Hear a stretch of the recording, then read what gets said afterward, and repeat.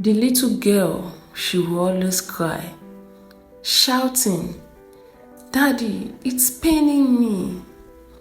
Daddy, it's scary."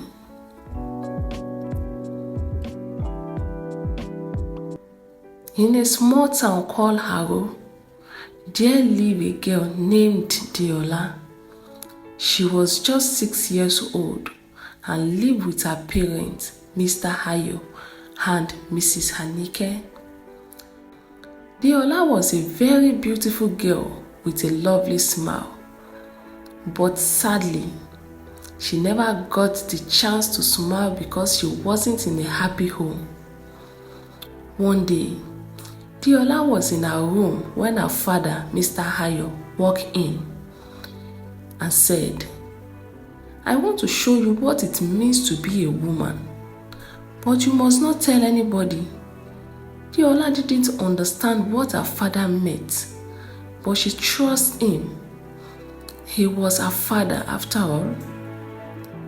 Sadly, Mr. Hayo started doing terrible things to his 6-year-old daughter. Deola would cry and shout, "Daddy, please stop. Daddy, it's paining me. Daddy, it's scary." But Mr. Hayo wouldn't listen. Deola didn't understand what was happening to her. All she knew was the sharp, frightening pain she felt. Sometimes she tried to run away, but Mr. Hayo always catch her. At just 6 years old, Deola was traumatized. You must be wondering where her mother, Mrs. Hanike, was during all this. Mrs. Hanike owned the biggest fabric shop in the city.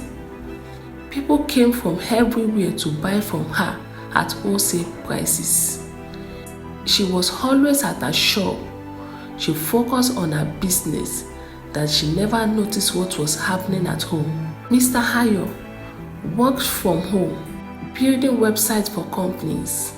This gave him all the time he needed to commit the atrocities he was doing because he was always at home with Deola.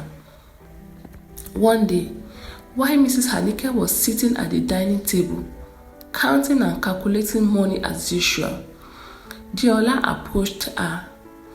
"Mommy, why does Daddy hurt me when you are not around?" she asked. Her voice trembled. But Mrs. Hanike didn't even look up from her papers. She was too busy flipping through her ledger that she didn't pay any attention. "Please, not now, Deola. I'm very busy," she said. "But Mom," Deola said, her voice cracking. "Deola, can't you see I'm working hard to make sure you have enough? Just go and do your own work." Her mother snapped. "But Mom," Deola, "I said I'm busy. You are always bringing up silly things when I'm trying to work." Deola swallowed the rest of her words. She wanted to scream, to beg her mom to listen to her, but she knew it was pointless. Her mother never seems to care about anything but her shop. Heartbroken, Deola turned and went back to her room, carrying the secret alone. Mr. Hayo continued sneaking into Deola's room every night when her mother was at the shop. He would say, "This is our little secret. I'm only trying to make you feel like a woman." Deola would cry and say, "But Daddy, it's paining me. I don't like it. I'm going to tell Mommy." Her father would shout back, "If you tell anybody, you will die. Do you want to die? Close your eyes. Do you see me? If you die, you will never see me or your mommy again." Out of fear, Deola would reply, "No, Daddy, I don't want to die. I'll keep it to myself." Deep down, Deola needed someone to talk to. She wanted to tell her mother, but her mother never gave her a listening ear. It was as if she was completely alone. The person who was supposed to protect her, her father, was hurting her. The one person who was supposed to be her guardian angel, her mother, was never available.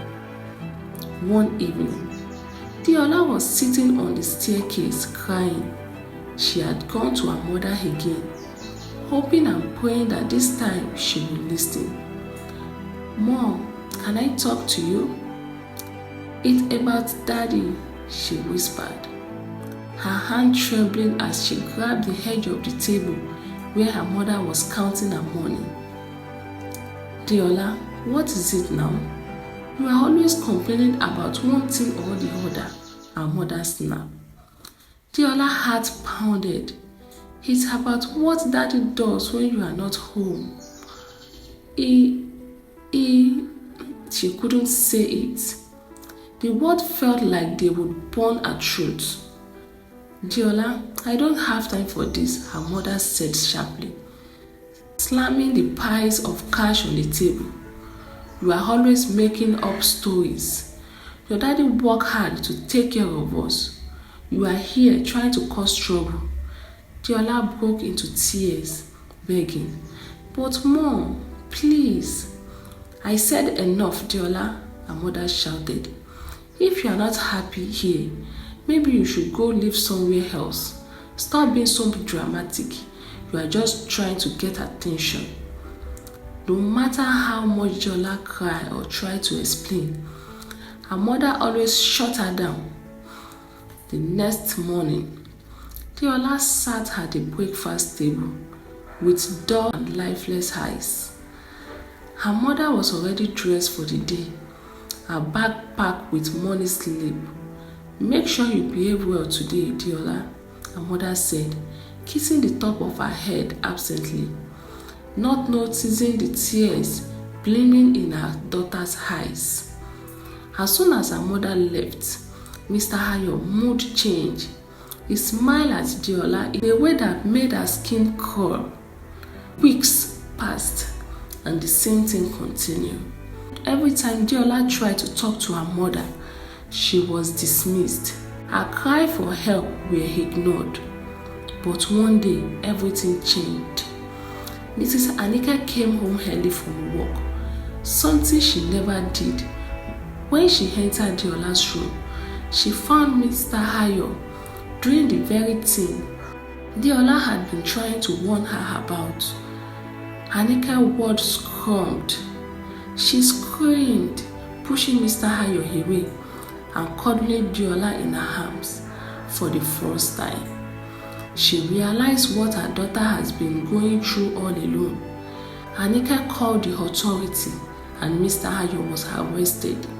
In his defense, he said Anike was never available.